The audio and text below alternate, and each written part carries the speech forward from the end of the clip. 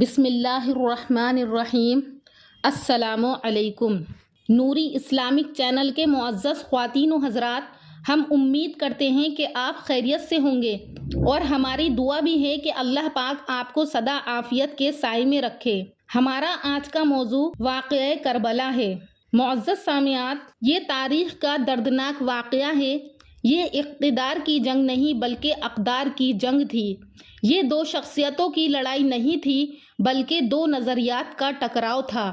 یہ حق اور باطل کی جنگ تھی۔ یزید ظلم سے بھرپور تھا تو حضرت علی امن اور سکون کے پیکر تھے۔ یزید جبر کا پتلا تھا تو حسین صبر کے پیکر تھے۔ ناظرین اکرام، کربلا کے میدان میں دو کردار سامنے آتے ہیں۔ نمبر 1 حسینی، نمبر 2 یزیدی۔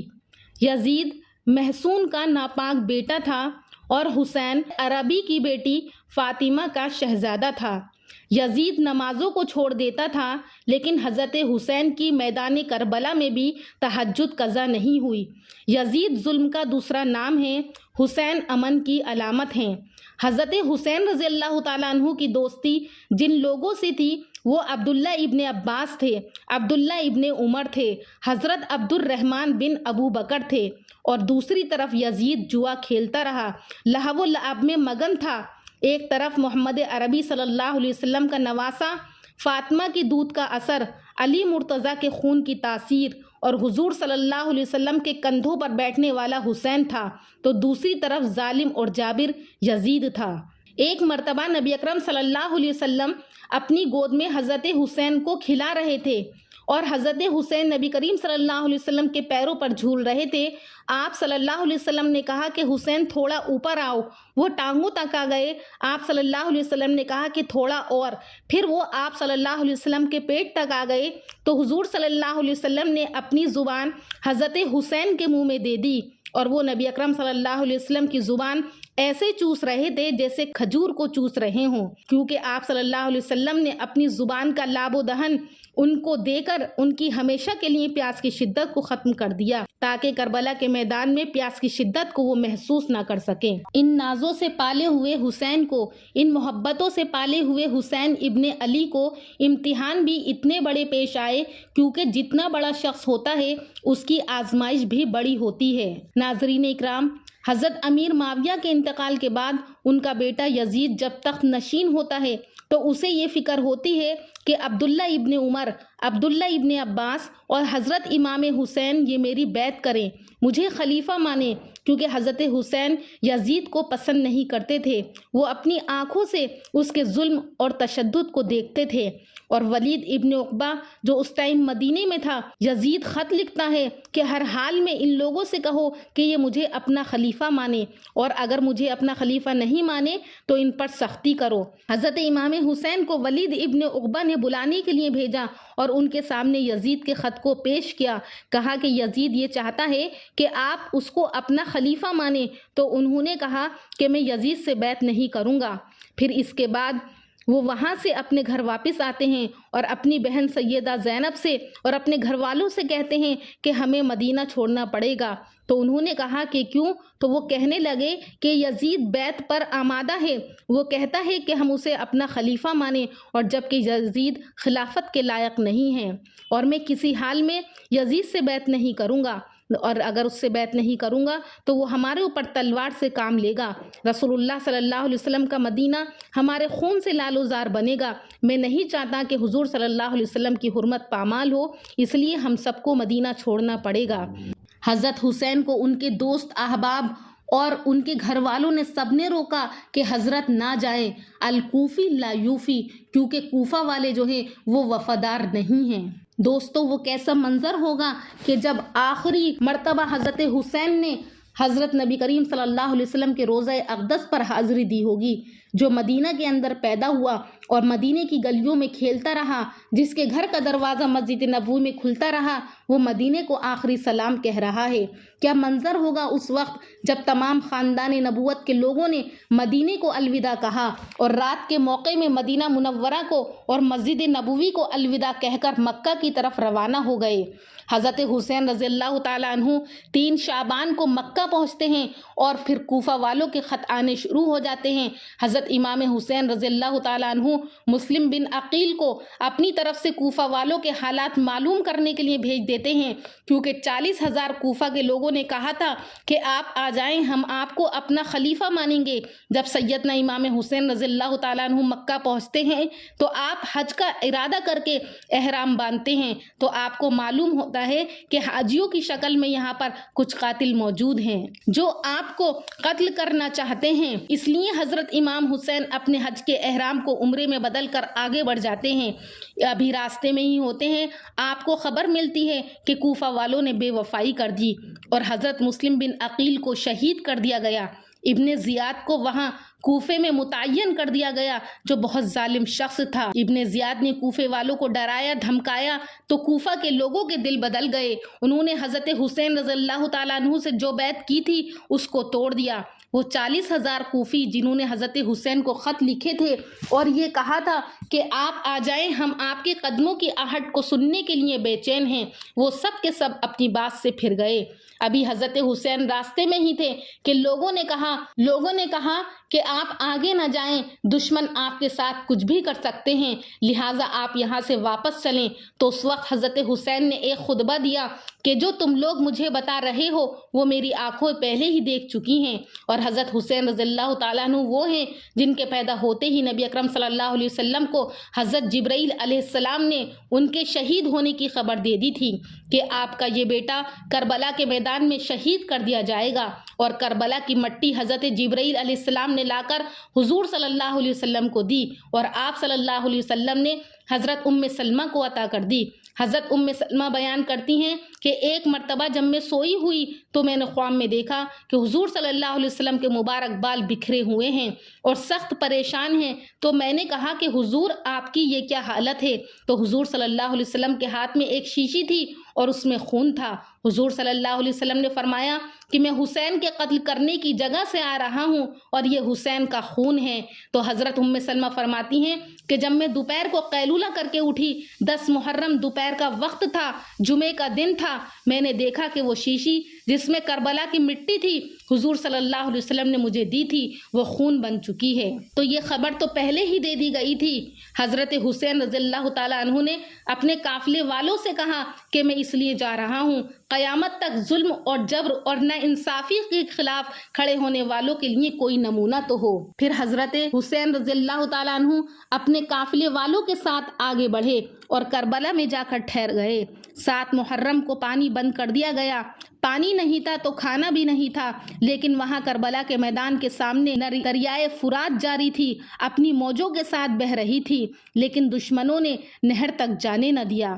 ابن زیاد اور اس کے پورے لشکر نے چاروں طرف سے حضرت امام حسین کو اور ان کے قافلے کو گھیر رکھا تھا اور ان سے حملہ آور ہونا چاہتا تھا۔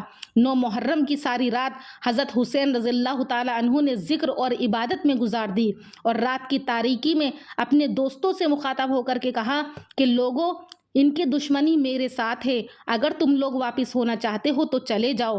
اس کے تھوڑی دیر بعد جب حضرت حسین نے چراغ جلایا تو کوئی بھی نہیں گیا۔ لوگ کہنے لگے کہ حضرت ہم آپ کو چھوڑ کر کہاں جائیں؟ اب صبح ہوتی ہے، سورج پوری آب و تاب کے ساتھ 10 محرم جمعے کے دن طلوع ہوتا ہے۔ حضرت حسین ابن زیاد کے لشکر سے کہتے ہیں کہ تم لوگ ہمارے پیچھے کیوں پڑے ہوئے ہو؟ تم لوگ ہمارا راستہ کیوں روک رہے ہو؟ میں نے تمہارا کچھ بھی نہیں کیا، تم جانتے نہیں کہ میں کون ہوں، تمہارے رسول کا نواسا ہوں۔ لیکن ابن زیاد اور اس کے لشکر پر ان باتوں کا کوئی اثر نہیں ہوا، سوائے ایک آدمی حر کے جو پہلے ابن زیاد کے لشکر میں تھا اور پھر بعد میں حضرت حسین کے لشکر میں شامل ہو گیا۔ اور ادھر سورج اپنی پوری گرمی کے ساتھ روشن تھا۔ حضرت امام حسین کے بچے بالخصوص خواتین پیاس کی شدت میں تھیں، حلق خشک ہو چکے تھے۔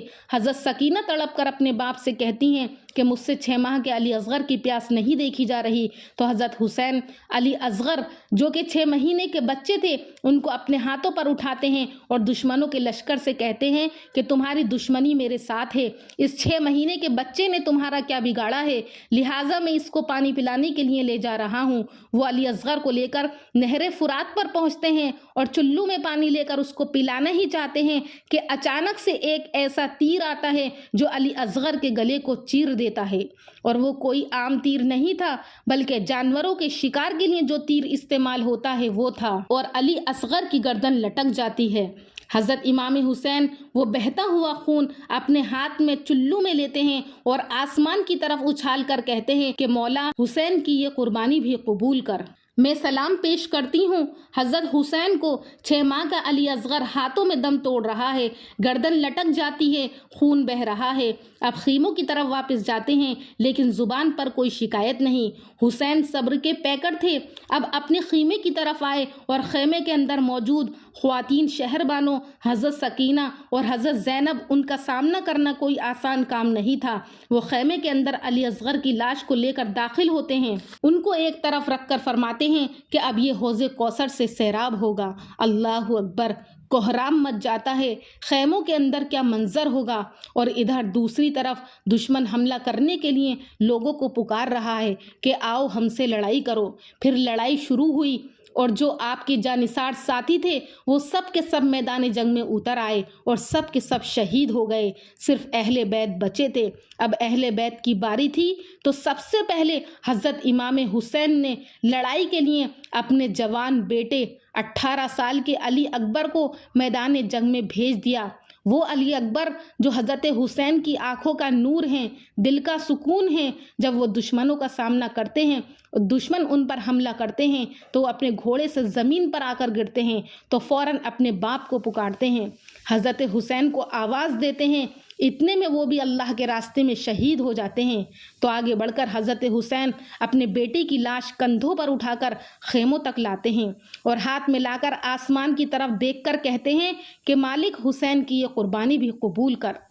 اگر کسی بچے کے آنسو اس کے ماں باپ کے سامنے نکلتے ہیں تو وہ ماں باپ کو دھوکے باز بھی بنا دیتے ہیں، جھوٹا بھی بنا دیتے ہیں، لیکن یہاں حضرت امام حسین کے سامنے آنسو نہیں، خون بہہ رہا تھا۔ وہ صبر سے کام لے رہے تھے۔ اور پھر ان کے چھوٹے بیٹے عبداللہ ابن حسین نے خیمے سے باہر جھانکا تو حضرت حسین نے ان کو اپنے آگے گھوڑے پر بٹھا لیا کہ ان کو دیکھ کر دشمن کچھ نہیں کہے گا۔ ابھی باپ بیٹے ایک دوسرے کو دیکھ ہی رہے تھے کہ ایک دشمن نے نشانہ لگا کر ایسا تیر مارا کہ وہ بھی عبداللہ کے گلے میں جا کر لگا اور خون بہنے لگا، وہی ان کی گردن لٹک گئی تو فوراً ان کا خون حضرت حسین رضی اللہ تعالی عنہ نے اپنے ہاتھوں میں لیا اور آسمان کی طرف اٹھا کر کہنے لگے، یا اللہ حسین کی یہ قربانی بھی قبول کر۔ علماء بیان کرتے ہیں کہ اس قافلے میں سب سے زیادہ خوبصورت بچہ حضرت امام حسن کا بیٹا قاسم تھا۔ وہ بھی چھوٹے تھے۔ جب وہ خیمے سے باہر نکلے تو ان کو بھی ظالموں نے نہ چھوڑا اور ان پر حملہ کر دیا۔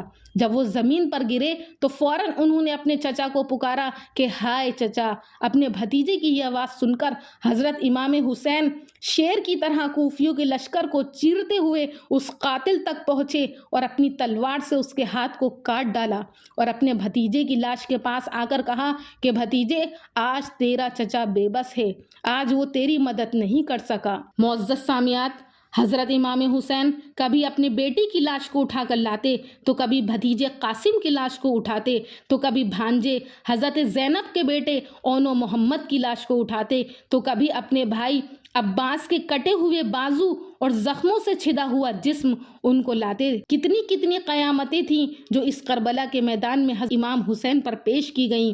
حضرت امام حسین پر دکھ پہ دکھ، تکلیفوں پر تکلیف کی گئی اور خیموں میں موجود خواتین، دیار حرم کی شہزادیاں، آج ان پر مصیبتوں کے پہاڑ ٹوٹ رہے تھے۔ کربلا کے میدان میں آپ کی بہن حضرت زینب نے اپنے دونوں بیٹے محمد اون کو شہید ہوتے ہوئے دیکھا اور ان کی لاشیں برآمد کی اور بڑے حوصلے اور ہمت کے ساتھ اپنے بھائی کے ساتھ کھڑی رہیں، اور زینب اس سارے منظر کو حوصلے کے ساتھ سہتی رہیں۔ کیا بہن تھی حضرت امام حسین کی، ساتھ زمین اور آسمان کی گردش دوبارہ ایسی بہن پیدا نہ کر سکے۔ میں سلام پیش کرتی ہوں حضرت زینب کی بہادری کو اور ان کی جرات اور ان کے حوصلے کو۔ ناظرین اکرام، جمعے کا دن تھا۔ جب نماز کا وقت ہوا تو حضرت حسین نے شمر سے کہلا بھیجا کہ ہمیں نماز پڑھنی ہے، تو شمر نے کہا کہ ہم نماز کے لیے جنگ کو نہیں روکیں گے۔ تو حضرت حسین رضی اللہ تعالیٰ عنہ نے کہا کہ آدھے جنگ کرو اور آدھے نماز پڑھو۔ اس طرح جنگ جاری رہی اور عصر سے پہلے پہلے سب کے سب کٹ کر نیزوں پر چڑھ گئے۔ اب اکیلے حضرت امام حسین بچے تھے۔ آسمان لال تھا और दुश्मनों का लश्कर बार बार पुकार रहा था कि आओ और हमसे लड़ाई करो। अब हज़रत इमाम हुसैन जाने के लिए तैयार थे। उनको घोड़े पर बिठाने वाला कोई नहीं था। ये वो वक्त था जिसको देखकर हज़रत ज़ैनब का दिल भी रो पड़ा। वो जब हज़रत हुसैन इब्ने अली घोड़े पर बैठने लगे, क्योंकि जो भी सवार होकर जाता था वो वापस नहीं आता था, उसकी लाश हज़रत इमाम हुसैन लाते थे। आज हुसैन इब्ने अली जा रहे हैं, जिंदगी का सारा सरमाया लुट रहा है। हज़रत ज़ैनब संभल रही हैं। हज़रत हुसैन रज़ियल्लाहु ताला अन्हु उठे और आपने हज़रत ज़ैनब को सब्र की तलकीन की और फिर घोड़े की जीन कसकर दुश्मनों के लश्कर की तरफ बढ़ते चले गए। अब खैमों से सिसकियों की आवाज़ आ रही थी।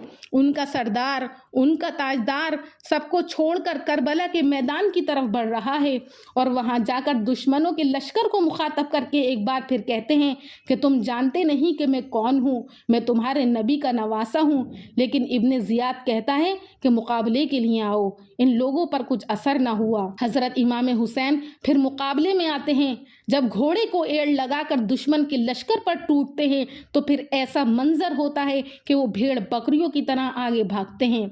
71 लाशों के जख्म अपने कलेजे पर लेते हुए बहादुरी के साथ जब हज़रत हुसैन मैदान जंग में आते हैं तो ये आवाज़ आती है, ये कौन जी वक़ार है, बला का शाह सवार है, लिबास है फटा हुआ, गुबार से अटा हुआ, तमाम जिस्म नाज़नी छिदा हुआ कटा हुआ, ये नबी का नूर ऐन है, ये बिल यकी हुसैन है। नाज़रीन इकराम, ये हज़रत हुसैन इब्ने अली रज़ियल्लाहु ताला अन्हु हैं। फिर चांद बादलों में घिर जाता है और शामी गुंडे तीर बरसाने लगते हैं। तलवारों से आपके बदन पर ज़रबे लगाते हैं और नेज़ों से आपके बदन को पिरो देते हैं। जब आपका पैरहन बाद में उतारा गया तो उसमें 122 सुराख तीरों के थे, 33 जख्म तलवारों के थे और 34 जख्म तीरों के थे। ज़ुरा इब्ने शरीक तमीमी ने आप पर ऐसा नेज़े का वार किया तो आप पीछे को गिर गए और आप घोड़े की जीन से ज़मीन पर गिरे तो बदन छलनी था, ज़ख्मों से खून बह रहा था, लेकिन ज़ुबा पर शिकायत नहीं थी, चीखो पुकार नहीं थी। और जब ज़मीन पर आते हैं तो फ़ौरन अपनी पेशानी को सजदे में टेक देते हैं और सजदे में टेकते ही फ़ौरन अल्लाह तबारक व तआला की हम्द व सना बयान करने लगते हैं। जब वो सजदे में हैं तो दुश्मन के लश्कर का एक आदमी आगे बढ़ा कि उनकी गर्दन को काट दे तो कांपने लगता है और कांप कर पीछे हो जाता है। ये देखकर शिमर ने उसको बुरा भला कहा और कहा कि एक जख्मी आदमी के सर को नहीं काट सकता। इतने में सनान इब्ने अनस नहरी आगे बढ़ा और उसने गर्दन काट दी। दुश्मनों में खुशी की लहर दौड़ गई, नक्कारे बजने लगे और गर्दन को नेज़े पर चढ़ा दिया और बाकी आपके जितने भी साथी थे सबकी गर्दनों को नेज़ों पर चढ़ा दिया गया। बड़ी मुक़द्दस है करबला की ज़मीन, जहाँ वो सजदा हुआ जो 1400 साल में कभी नहीं होगा। ऐसा कुर्बानी वाला सजदा जो सर कटने के बाद भी सजदे में था। किसी शायर ने क्या खूब कहा है, इस प्यासे पर अली शेरे खुदा को नाज है, इस नवासे पर मोहम्मद मुस्तफ़ा को नाज है, औरों ने भी सजदे किए मगर इसका अजब अंदाज है, इसने वो सजदा किया जिस पर खुदा को नाज है। सुभान अल्लाह। ये था हुसैन इब्ने अली का सजदा। सारी ज़िंदगी रब के हुजूर सजदा क़ज़ा होने नहीं दिया। आज पानी नहीं था तो हुसैन ने अपने खून को ओढ़कर अपनी पेशानी अपने अल्लाह के आगे झुकाकर अजीमत की वो मिसाल पेश की है कि सदियाँ गुजर जाने के बावजूद भी उनकी यादों के चिराग रोशन हैं। नाज़रीन इकराम, जब हज़रत हुसैन और तमाम लोगों को शहीद कर दिया गया तो तमाम लोगों के सर नेज़ों पर चढ़ा दिए गए और 10 घुड़सवारों को हुक्म दिया गया कि इनको रोन दो। उनके ऊपर घोड़े दौड़ा दिए गए, उनके कपड़े उतार लिए गए और उन पर पानी छोड़ दिया गया। लाशों को ऐसे ही छोड़ दिया गया, दफन नहीं किया गया। फिर बनु असद एक कबीला है, वो लोग आए। बनु असद ने आकर सब लोगों को अलग अलग दफन किया, सबकी कब्र बनाई। फिर जब दुश्मन को पता चला तो उन्होंने सब कब्रों के ऊपर पानी छोड़वा दिया ताकि सबके नामो निशान मिट जाएं। पानी छोड़ दिया गया। फिर एक बूढ़ा शख्स जिसका नाम असद बताया जाता है, उसने मट्टी को सूंघना शुरू किया। सूंघते सूंघते सूंघते सूंघते जब इमाम आली मकाम हज़रत हुसैन की जगह पर पहुंचा और सूंघा तो कहने लगा कि ये है जन्नत की खुशबू। हाँ, यही है जन्नत की खुशबू। मेरे नबी का नवासा यहाँ आराम कर रहा है। वहाँ आपकी कब्र को दोबारा बनाया गया। ناظرین اکرام، جب یہ قافلہ چلا اور خیموں کے اندر جو خواتین تھیں جن میں ان کی بہن زینب، ان کی زوجہ شہربانو اور دیار حرم کی شہزادیاں، ان سب کو نکال کر رسیوں سے باندھ کر اونٹوں پر سوار کر دیا گیا۔ حضرت امام زین العابدین حضرت علی کے بیٹے وہ بیمار تھے اور 14 سال کے تھے، اس لیے وہ بچ گئے۔ جب یہ قافلہ اس جگہ سے گزرا جہاں پر لاشیں پڑی ہوئی تھیں تو زین العابدین پر بے ہوشی طاری ہو گئی اور حضرت زینب جنہوں نے بہت حوصلے سے کام لیا، ان کا حوصلہ ٹوٹ گیا، آنسو بہنے لگے، کلیجہ منہ کو آ گیا۔ حضرت زینب نے جب پیچھے مڑ کر دیکھا تو کہنے لگیں کہ میرے نبی کا گھر ذبح ہوا پڑا ہے، میرے نبی کے لاڈلوں کی نسل کٹی پڑی ہے۔ اور بے ساختہ حضرت زینب کی زبان سے یہ الفاظ نکلے اور مدینے کی طرف منہ کر کے حضور صلی اللہ علیہ وسلم سے یہ فریاد کی، یا رسول اللہ، اے پیارے آقا، اے میرے نانا محترم، یہ دیکھیے آپ کا حسین پڑا ہے، بدن سے کپڑے اتار لیے گئے، کفن بھی نہیں دیا۔ مٹی کو غیرت آئی تو اس نے سب کے جسم کو اپنے غبار سے ڈھک دیا۔ حضور آپ کی اولاد کاٹ دی گئی، حضور دیکھیے آپ کی بیٹیوں کے ہاتھ باندھ دیے گئے۔ تو اس منظر کو دیکھ کر کوئی ایسی آنکھ نہیں جو روئی نہ ہو، یا پھر اب تک اس منظر کو سن کر کوئی آنکھ ایسی نہ ہو جو روئی نہ ہو۔ میں سلام پیش کرتی ہوں حضرت زینب پر، لاکھوں اور کروڑوں ان پر رحمتیں ہوں۔ ناظرین اکرام، اب یہ قافلہ کوفے کی طرف روانہ ہو گیا۔ آگے آگے شہیدوں کے سر نیزوں پر تھے اور قافلہ پیچھے چل رہا تھا۔ یہ لٹا ہوا قافلہ کوفے میں پہنچا اور کوفے میں آیا۔ جب حضرت حسین کے سر کو سامنے رکھا گیا تو ابن زیاد حضرت حسین کے ہونٹوں پر چھڑی مارنے لگا، تو حضرت انس رضی اللہ تعالیٰ عنہ نے فرمایا کہ ان ہونٹوں پر چھڑی نہ مار، میں نے ان ہونٹوں پر اللہ کے نبی کے ہونٹوں کو لگتے دیکھا ہے۔ اور وہاں پر حضرت زینب نے ابن زیاد سے ایسی باتیں کہیں کہ ان کے اندر حضرت علی رضی اللہ تعالیٰ عنہ کی بلاغت بول رہی تھی۔ سب کے سب رو پڑے۔ پھر ان سب کے سب لوگوں کو دمشق میں یزید کے دربار میں پیش کیا گیا۔ پھر وہاں سے یہ قافلہ لٹا ہوا مدینہ منورہ پہنچا۔ کیسے مدینے کے لوگوں نے ان کا استقبال کیا؟ اہل مدینہ زینب سے پوچھتے تھے کہ زینب، حسین کہاں ہیں؟ اپنے پیغمبر کے شہزادوں کو اور اپنے پیغمبر کی شہزادیوں کو جو دکھ اس امت نے دیے وہ کائنات کی ایک انوکھی داستان ہے۔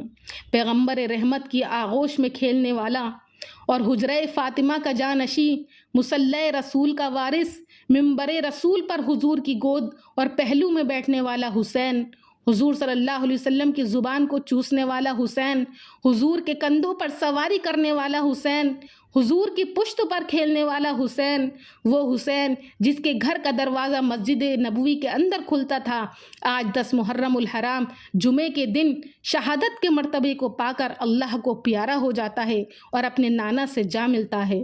دوستو، محرم اور کربلا ایک پیغام ہے جو اللہ کو راضی کرنے کے لیے کٹ گیا۔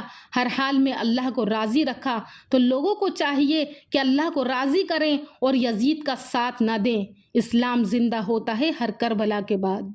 اللہ پاک ہمیں اسوہ حسین پر عمل کی توفیق عطا فرمائے، اہل بیت کی محبت ہماری روحوں میں جذب کر دے، اور جس ہمت کے ساتھ انہوں نے دکھوں کو جھیلا، اپنے جوان بیٹے کی میت پر نہ روئے، وہ حسین جس نے سب کچھ کھو کے بھی کچھ نہ کھویا، وہ حسین جس نے موت کی آنکھوں میں آنکھیں ڈال کر شہادت کو گلے سے لگا لیا، وہ حسین۔ حسین تم پہ لاکھوں کروڑوں سلام، اربوں کھربوں رحمتیں ہوں۔ یہ تھا سیدنا امام حسین رضی اللہ تعالی عنہ کا اسوہ حسنہ۔ اگر مجھ سے اس کے بیان کرنے میں کوئی کمی یا زیادتی ہوئی ہو تو میں اس کے لیے اللہ سے معافی چاہتی ہوں۔ انشاءاللہ پھر حاضر ہوں گی ایک نئی ویڈیو کے ساتھ، تب تک کے لیے اللہ حافظ۔